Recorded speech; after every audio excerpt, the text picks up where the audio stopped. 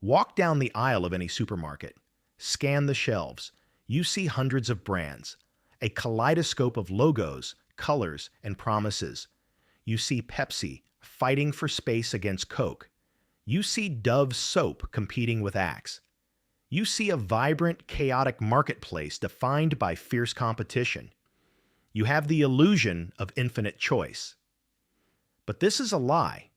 If you peel back the label, if you follow the money upstream past the subsidiaries, past the holding companies, and past the chaotic trading floor of the New York Stock Exchange, you will find something unsettling.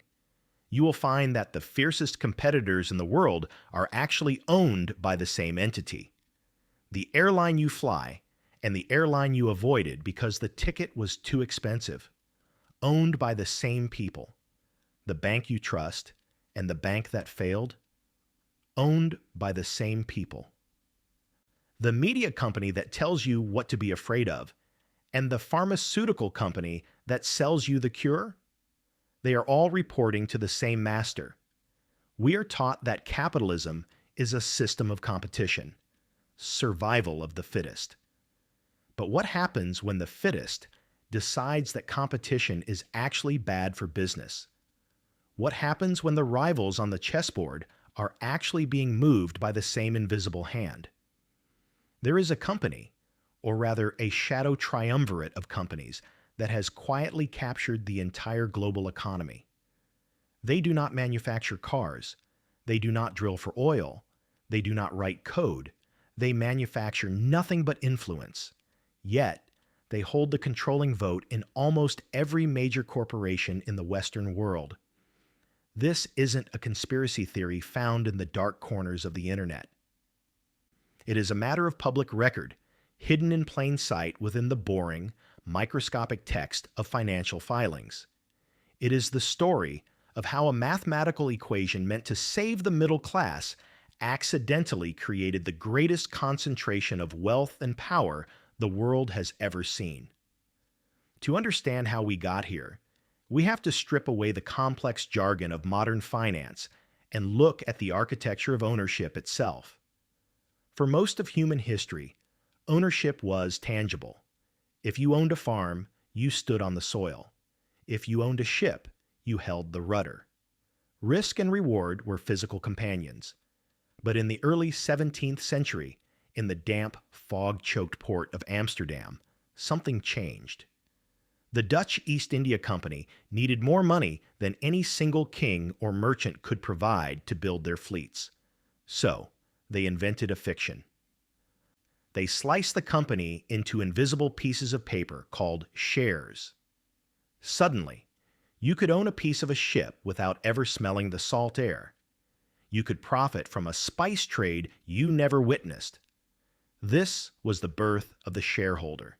And for 400 years, the system worked on a simple premise. The shareholder wants the company to win. If you owned shares in the Dutch East India Company, you wanted them to crush the British East India Company. You wanted your horse to win the race. But 50 years ago, a new idea emerged that would fundamentally break this logic. The setting was not a bustling port, but a sterile office in Pennsylvania in the mid-1970s. A man named Jack Bogle had an epiphany. He realized that trying to pick the winning stock, trying to pick the fastest horse, was a fool's errand. Most people lost money trying to beat the market. So Bogle proposed a radical solution. Don't try to find the needle in the haystack. Just buy the haystack. He created the index fund. Instead of betting on Apple or Ford, you put your money into a giant basket that owned a tiny piece of everything. It was brilliant. It was safe. It democratized investing for the average person. It was hailed as a victory for the little guy against the wolves of Wall Street. But there was a side effect that no one saw coming. A side effect that would take decades to metastasize. As trillions of dollars poured into these index funds, the companies managing them, specifically the big three titans of asset management, began to swallow the market whole. They weren't just buying the haystack anymore. They were becoming the farm. Today, these firms manage tens of trillions of dollars. If they were a country, they would have a GDP rivaling the United States and China. But the number isn't what matters. The structure is what matters. Because they buy everything, they own everything. They are the largest shareholders in competing banks.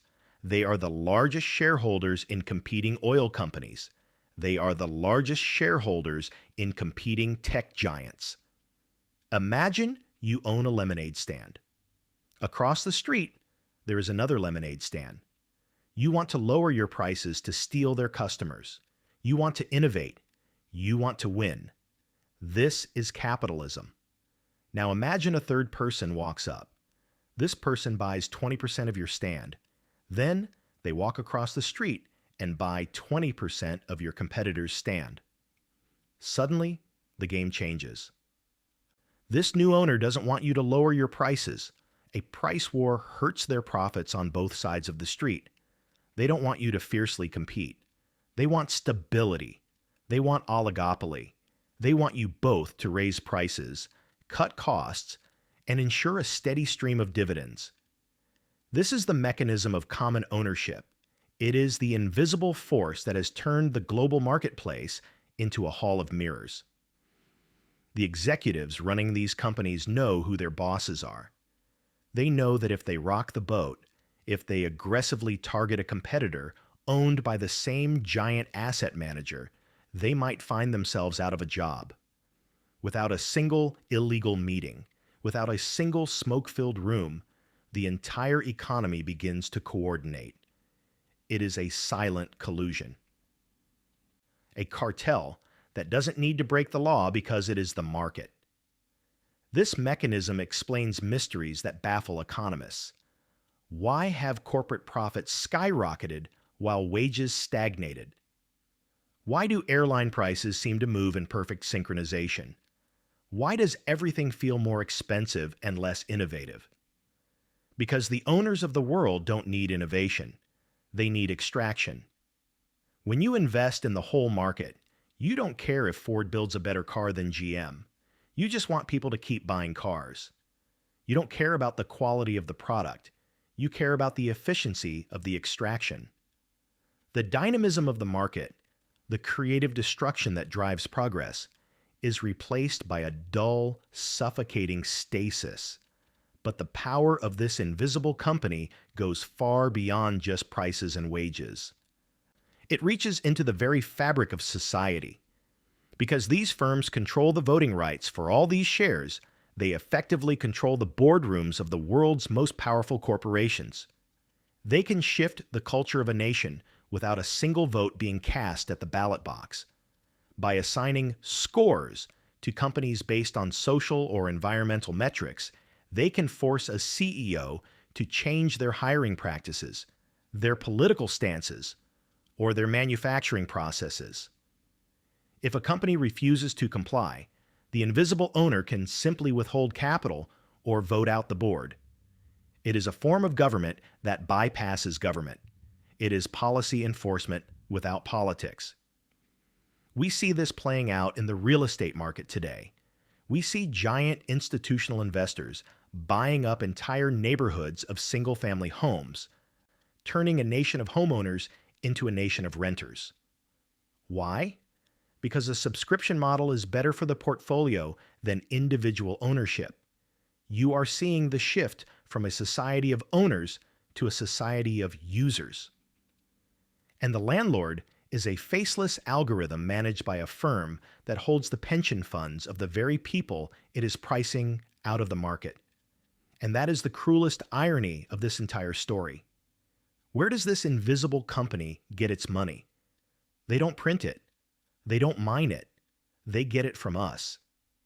The trillions of dollars that give them this godlike power comes from our 401ks, our pension funds, our retirement savings. The average worker, trying to save for a quiet retirement, hands their money to these firms because it is the safe thing to do. These firms then take that money and use it to buy the companies that the worker buys from. They use the workers' own capital to enforce a system that keeps wages low and prices high. We are funding our own subjugation. We are building the cage we live in, one monthly contribution at a time. It is the perfect closed loop, the ultimate financial trick. In the past, power was loud. It was a king on a throne, a dictator on a balcony, a robber baron building a library with his name on it. You knew who to blame. You knew who to revolt against. But this power is silent. It is bureaucratic. It hides behind the shield of fiduciary duty and passive management. It claims it has no ideology, only mathematics. But mathematics can be a weapon.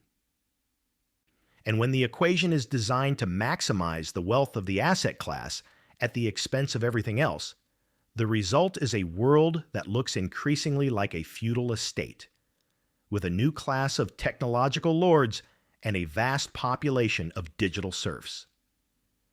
We are living through a quiet revolution, the era of the individual entrepreneur, the era of fierce competition, is fading into the twilight.